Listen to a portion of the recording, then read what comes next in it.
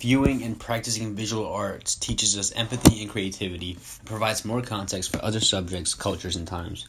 But this experience is inaccessible to 19 million people ages 15 and below.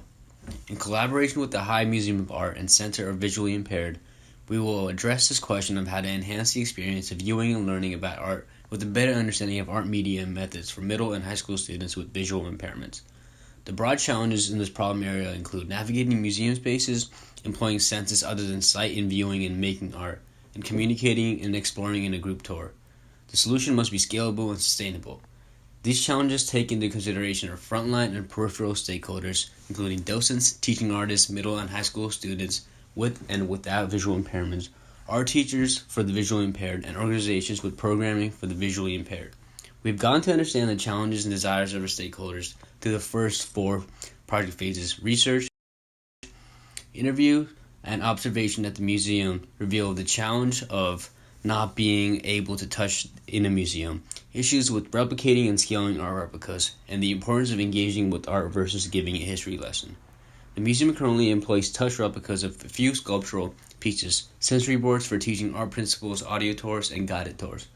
We conducted interviews with 6 middle and high school students at the CVI and found that art museums are not a common experience.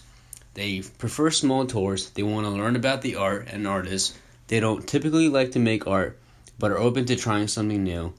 In Phase 2, design, we began brainstorming based on our findings from background research and stakeholder insights. We mapped the ideas on an impact feasibility scale and narrowed them down to 3 concepts.